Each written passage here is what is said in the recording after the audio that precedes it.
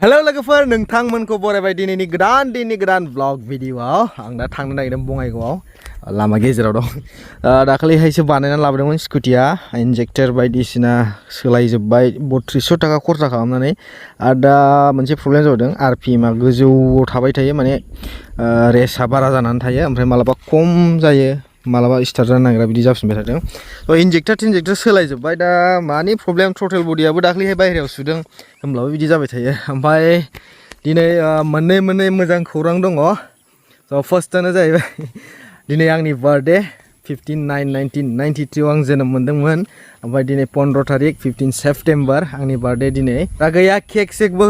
हानो मोनाखिसै बिराद बेस्थ'आव दंबाय थाथ'यो आं दा भिडिअबो कन्टिनिउलि लाबोनो हायाखै बेखायनो स' ओमफ्राय मोनसे मोजां खौराङा जाबाय जोंना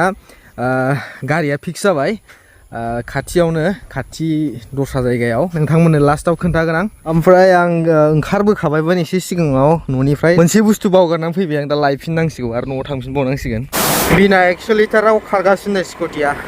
दा बेनो बेमारिया नै हारसिं खारगासिनो बिना 100 लिटारावबो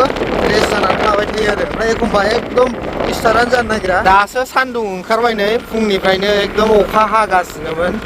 अखाया फ्रि हानानै दासो नागारदों ओमफ्राय दा सान्दुं नुजाहांबाय एसे माइ गायखांनायजों माजों एकदम गोथां बरिया नुजोबखांबाय आरो टाइमा दा 10:31 जाबाय 10:30 बेंटल सान्थिपुर लामा बियो मोजां जाबाय लामाया बेबो गोदोहाय नै बाहाय सुमलि बिफां गिदिर दङमोन बेजों माने हराव थाबायनो बिराद गियोमोन बयबो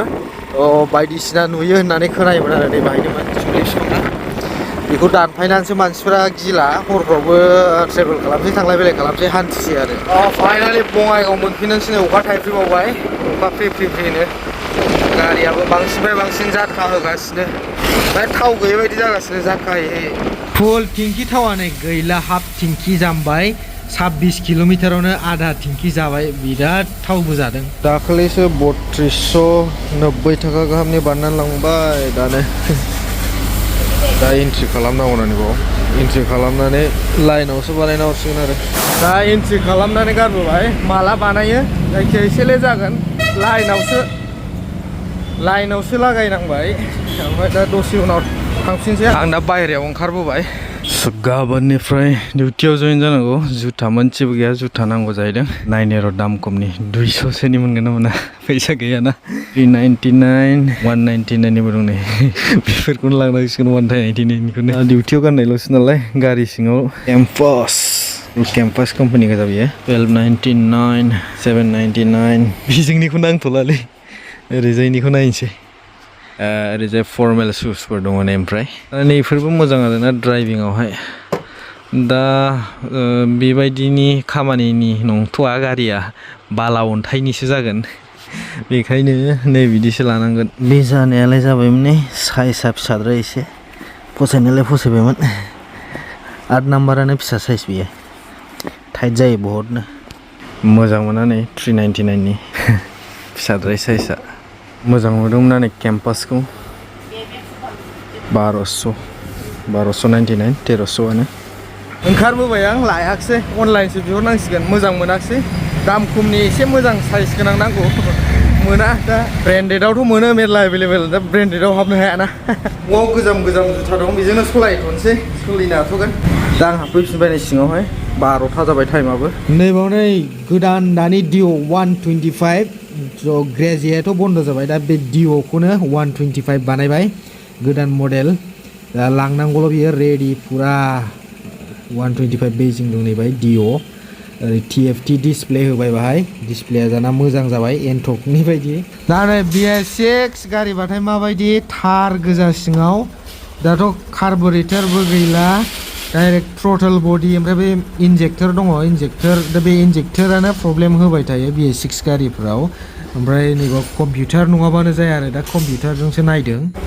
थ' दाथ' थिगानो जाथ'बाय दा थांनानैसो ससे लामायाव बिदिनो जाहैबावो जाखायो दाख्लैबो बेयाव बानायनायाव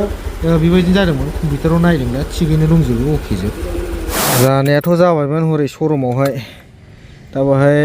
दाख्लैबो बिदिनो शरुमाव जादों ओमफ्राय लानानै थांबासो लामा गेजेराव जाफिनबाय थायो बेबायदिनो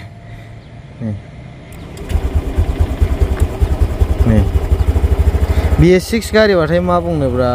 गासिबो इलेक्ट्रनिक जोब अबे गाज्रि जादों फात्ताखौनो मोना आरपि माने गोजौ थायलायबाय हाइयाव थावाबो थांखाबाय द्लामनो सलायथ'नोसै एसे उनाव फैसा जाबा डाइरेक्ट थ्रटल बडिखौनो सोलायनोसै BS6 गारिबाथाय ना जै प्रब्लेम जाबाथाय बिराद झामेला बिराद दिगदार आरो शरुमाव नङाबा मालाबाबो जाया बाहेरायाव बानायनानै दाख्लै ओरैनो बेकार खरसा थांदों आंना 800 थाखा गाहाम जेबो खामानि जायाखै BS6 गारिखौ मालाबाबो बाहेरायाव बानायनो नाङा लड गारि जाबाय लड गारि दै कार्टन मोनथाम लाबाय दैखौ खमनि मोनो बे बङाइगाव प्रडाक्ट नालाय दैया बङाइगावनिफ्राय लांफाबाय थाव खरसाथ' ओंखारगोन ना थांलाय फैलाय दाख्लै खेबनै खेबथाम जाबाय बङाइगाव थांलाय फैलाय बानायफैनाया आरो दाबो प्रब्लेम जाबा आरो लाबोफिनना बुंहरदों दाथ' लाबोना लाबो गैला बे डाइरेक्ट थ्रटल बडि सोलायाबा दै कार्टन मोनथाम लाबाय दखाननि थाखाय दस्रा लायाखिसै फैसाबो खम नालाय थांनोसै दा टाइमा नै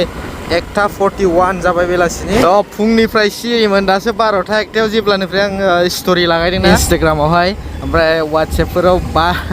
बिराद मेसेज फैगासिनो दासो हेपि बार्थडे नो बिराद मेसेज फैगासिनो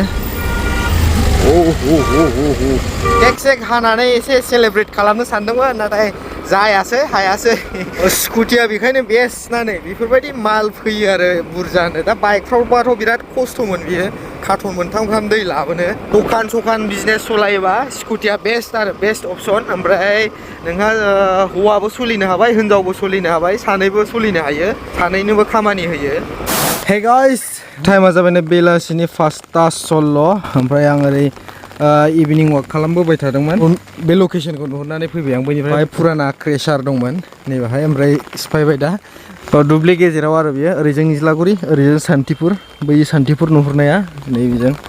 स्रांबा नुहुरगौमोन दा बेलासिखाय नुहुरनाय नंला बे सान्तिपुर जाहैबाय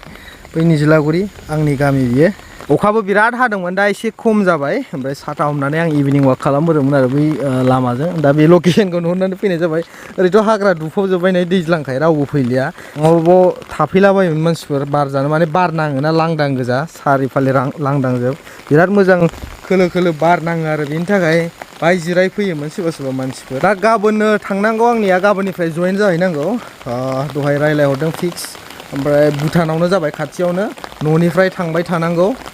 माने हजोंबो थानो हायो आरो केपासिटि दं हजों थानायनिबो ओमफ्राय दा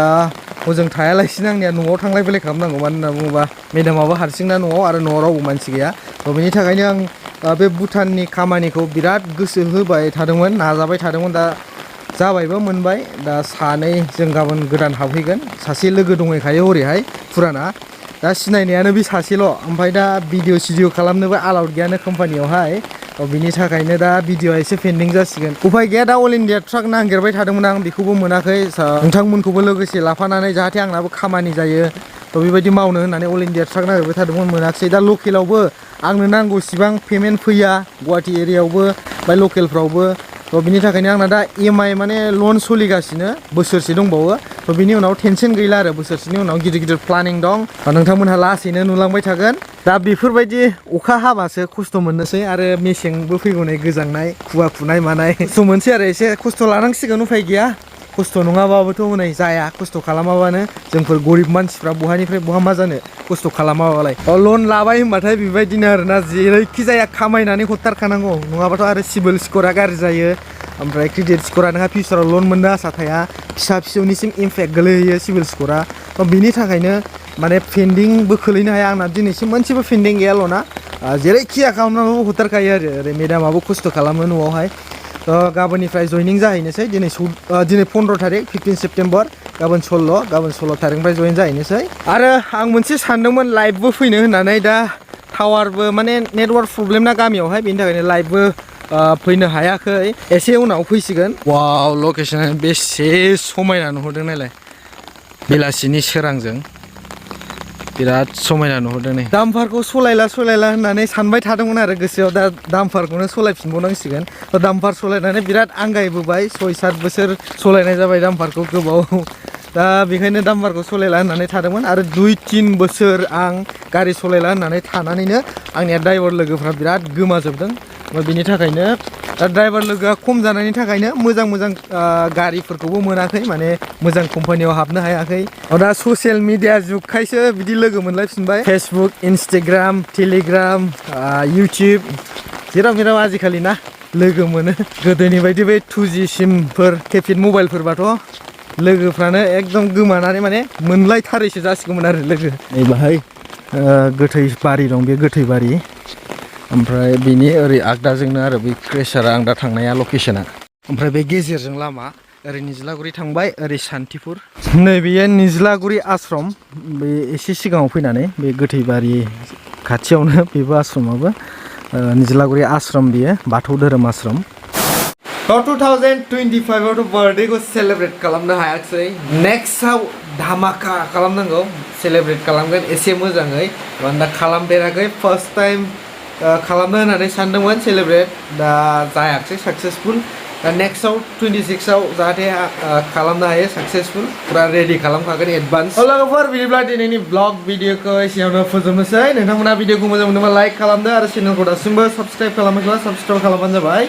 लोगो मोनसिगोन बिदिबा नेक्स्ट ब्लग भिडिअआव जय बर' हारिनि